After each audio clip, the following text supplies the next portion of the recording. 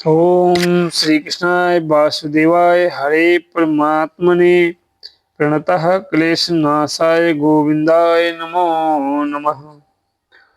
श्रीमद् भागवत गीता अध्याय नंबर 1 में श्लोक नंबर 15 पर श्री कृष्ण भगवान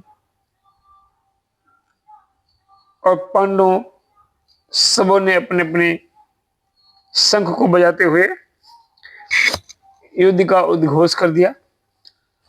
तो चले हम जानते हैं कि श्लोक नंबर 15 हमारे जीवन पर क्या प्रभाव डालता है और हमें उससे क्या शिक्षा मिलती है और हमें उससे क्या सीखना चाहिए, जो भगवान श्री कृष्ण ने आज के हजारों साल पहले अपने परम प्रिय मित्र भक्त सखा अर्जुन जी को श्रीमद् भागवत गीता के माध्यम से बताया था। पिछले श्लोक में हमने देखा कि भीष्म देव सभी ने शंखों को बजा करके और युद्ध का ऐलान कर दिया। तो पहले कुरु वंशज के पितामह उनके योद्धा ने शंख को बजाया और बाद में पांडवों की तरफ से भी प्रतिक्रिया में शंख बजाए गए। तो यहां पर श्लोक हमें यह बता रहा है, 5 जन्म हर्षिकेशो देवदत्तम धनंजय पांडुम दम्भो महाशंखम भीम कर्मा वृकोदरा। भगवान श्री कृष्ण ने अपना 5 जन्य शंख बजाया। भगवान श्री कृष्ण के शंख का नाम था 5 जन्य। 5 जन्य शंख बजाया। अर्जुन ने देवदत्त नामक शंख बजाया। अति भोजी अति मानवीय कार्य करने वाले भीम ने पांडु नामक शंख बजाया। इस श्लोक में भगवान श्री कृष्ण को हर्षिकेश कहा गया है क्योंकि वे ही समस्त इंद्रियों के स्वामी हैं। हर्षिकेश, सारे जीव हर्षि मतलब कृष्ण जो भक्तों की इंद्रियों को निर्देश करते हैं उन्हें हर्षिकेश कहते हैं, यानी कि इंद्रियों को कंट्रोल करते हैं और इंद्रियों को चलायमान करने वाले जो हैं उनका नाम है हर्षिकेश। सारे जीव उनके भिन्नांश हैं, अतः जीवों की इंद्रियों भी उनके इंद्रियों के अंश हैं। क्योंकि निर्विशेषवादी जीवों की इंद्रियां का कारण बताने में असमर्थ हैं, इसलिए वे जीवों को इंद्रिय रहित और निर्विशेष कहने के लिए उत्सुक रहते हैं।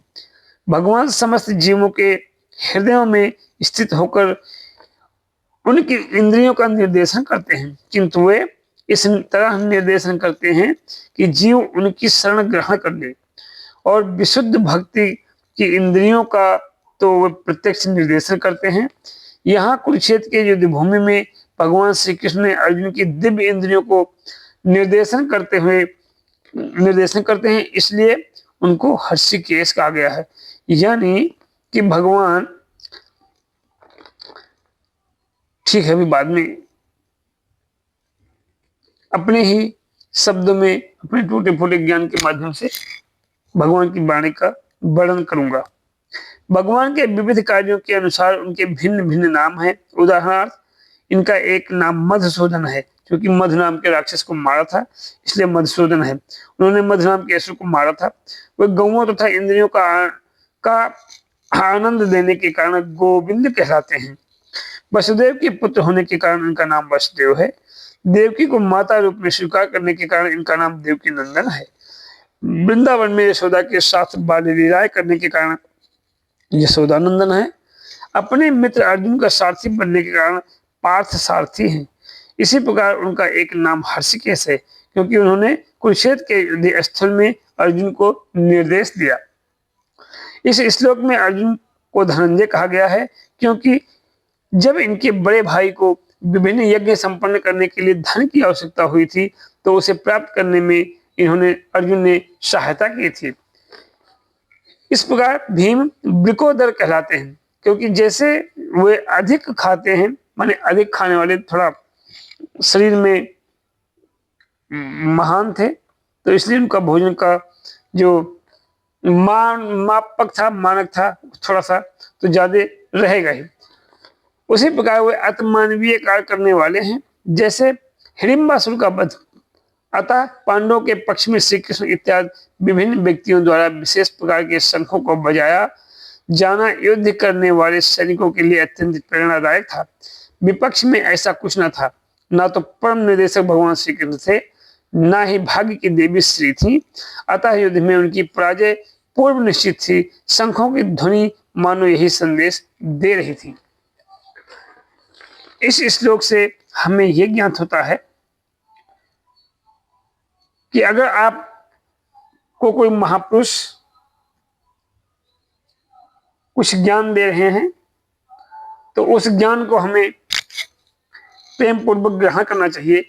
हो सकता है वो तत्काल हमें अच्छे न लग रहे हों, या तत्काल जो हमें समय है, जो सिचुएशन है हमारा, उस समय पर उनका ज्ञान बैठ न रहा हो। जैसे कि अगर मान लीजिए मुझे बहुत अत्यंत भूख लगी है और कोई महानुभाव आपको पानी पिलाना चाहता है, और आप अगर जिद करेंगे कि नहीं मुझे भोजन ही चाहिए, तो हो सकता है कि उसके पास भोजन की व्यवस्था ना हो, या हो सकता है वो ज्ञानी है, समझ रहा है।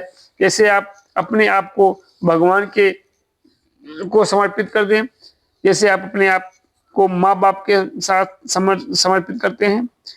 जैसे एक छोटा बच्चा, उसको नहीं पता है कि उसको भोजन कब चाहिए, उसको पानी कब चाहिए, लेकिन माँ सब जानती है।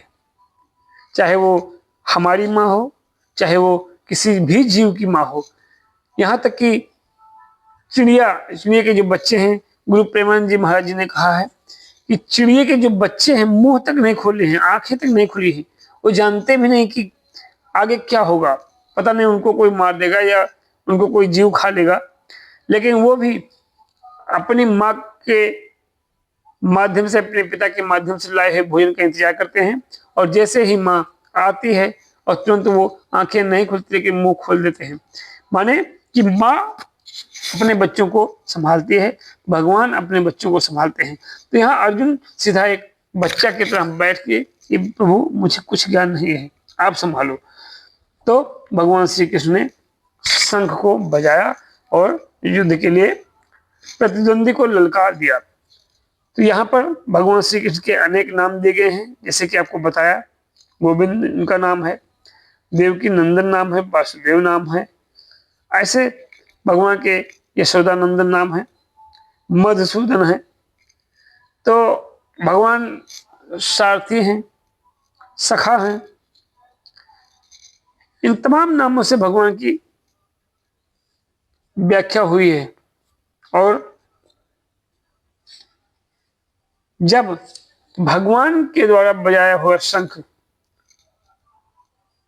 की आवाज प्रतिद्वंदी को, यानी कि कुरुक्षेत्र के कुरु वंशज को सुनाई पड़ी, तो उनका जो मनोबल था वो थोड़ा टूटा। क्योंकि कहीं ऐसा देखें, जो व्यक्ति कहीं चोरी करने जाता है, वो रास्ते में कहीं छोटी सी भी आहट होती है तो डर जाता है कि शायद कोई मुझे देख रहा है। तो इस श्लोक से यही मुझे जो समझ में आया वो ये कि अगर आप भगवान के साथ हैं और भगवान पर आपका अटूट भरोसा है, तो चाहे सुख में हो आप, चाहे दुख में हो, बस उनका साथ मत छोड़िए और वो आपको, आपकी नैया को पार लगाएंगे। श्रीमद् भागवत गीता का श्लोक नंबर 15 से हमें यही ज्ञान मिला है। जय श्री कृष्ण, जय श्री सीता।